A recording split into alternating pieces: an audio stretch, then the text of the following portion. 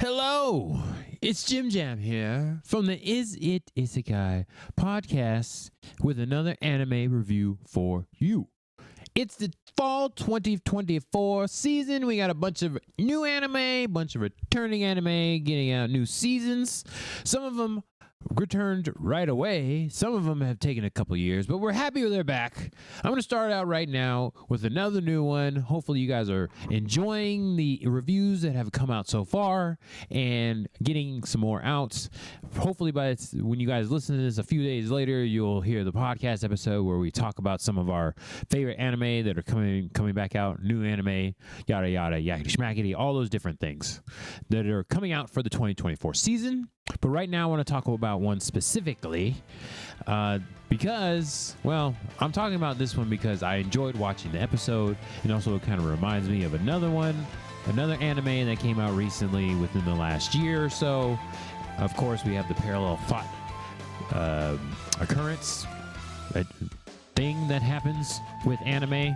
As we all know, that happens so much. And we got a couple other animes that are doing the similar thing, but right now you see it behind me. It is I'll Become a Villainess, who goes down in history, very much like another anime, which I'll mention in my review. I enjoyed that anime, so hopefully this one lives up to the same type of deal here in this anime. Right now, the first episode was pretty good. Liking the main character so far, Alicia, reincarnated as the villainess from her favorite video game. Oh my goodness, does that not sound similar? But in this case, she actually has a loving family, 3 older brothers that care for her. Her mother and father are still together. She actually gets to have a conversation with them. But of course, she has the black hair. Not seeing any prejudice to the black hair so far in this anime. Apparently, she just kind of woke up at the age of 7, and her whole attitude changed according to her family. She remembered her past life, as far as we know, from watching the episode, but her family has no idea why she changed. That is very interesting. Compared to, like, waking up to a hole and popping out as a baby, she's already 7 at this point. As we come to learn in the anime, that's like halfway, because we know at some point in the anime, you get kicked out of the nest and forced to live as an adult or go to school, whatever have you, magic school 9 times out of 10. And we learned in this one it's like the age of 16 or something like that, at that point when you get to go out into the world. But she's halfway there at this point.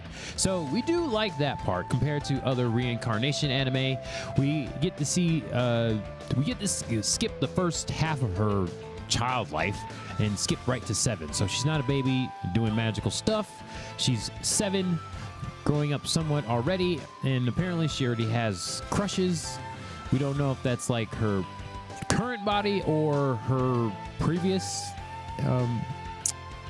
experience coming up out of there. So just like, I'm just going to say, it reminds me of Villainess level 99. I may be the hidden boss, but I'm not the demon lord. Let's just put it out there. It looks a lot and feels a lot like this. Of course, her hair color being black as well reminds us of this. And also in that anime, as in this one, the main character plays a game, a love game, and ends up falling asleep. Doesn't even really say what happens. She might fall asleep, she might die. I wasn't going to give any spoiler warning for this one because it's the first episode. It pretty much follows with the trailer and the synopsis, so not really doing spoiler warnings right now. Not like where what you guys saw before, where I went over and did a review of a whole season. This one is just the first episode. No spoiler warnings in this case. So we know that she plays this game and ends up waking up as the villainess in the game. She hasn't met the main character yet. It's been like foreshadowed. Of course, we know from the game world that it's being foreshadowed, and then towards the end of the episode, we have a whole flower situation that happens. The prince has a blue flower, and somewhere out there's a heroine that has a gold flower, and they're like destined to meet.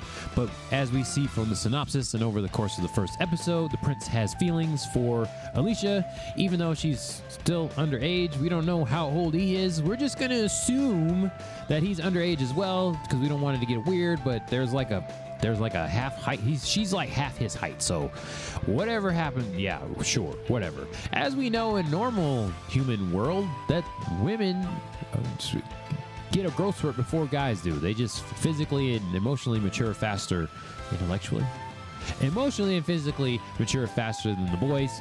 So we assume something is happening there where she's just going to catch up to him. And we get the trailer. We see that she's a full-grown adult at some point in the season. So we're just going to make another assumption there that, as with other reincarnation anime, you got 1 or 2 episodes when they're a child, and then all of a sudden they're sprouted to quote-unquote adulthood. Yeah, so we assume that's going to happen. I don't know if the same kind of prejudices is going to happen in this anime as it does with Villainess level 99. I personally thought that was like, It's cool that the main character is kind of hated on by most people, but then her love interest likes her, and maybe she makes some friends a little bit, eventually wins over the good guy crowd. In that one, don't see any opposition really here, except for that she's kind of young. I mean, the king is already taking advice from her, and she really hasn't done anything except for read some books. So, yeah. Hey, Alicia, I need your help with this political situation. She's like, I will do this because that fits perfectly with the Villainess. I don't know what the American dub version is going to sound like, because y'all know how Jim Jam is. I got to really watch the subtitle first before I go in the dub, if I even make it that far. That'll probably happen in a rewatch. Well, I'm just kind of assuming what her voice is going to be in English, which is probably going to be way off in general, but she goes in there and speaking to the king, and it's like, I think we should do this political jargon, blah, blah, blah, and he's just like, Alicia sounds perfectly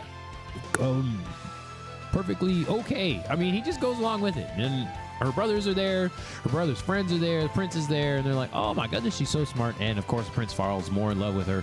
But we see at the end of the episode, he knows about his destiny with the flower situation, which is kind of weird. I'm like, why? What are we doing with flowers here? It doesn't make any sense.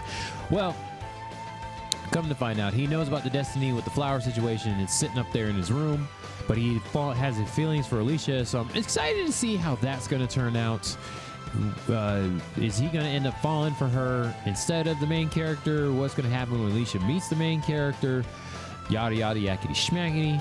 But we do like one shining light about this is that she is trying to be the villainess and go 100% in it, be the best villain as she can. Even though we can see that she has feelings for the prince, she thinks he's the cutest guy there, of course. But she's not going to succumb to those feelings because I got to play this game and be the best villainess that she can be.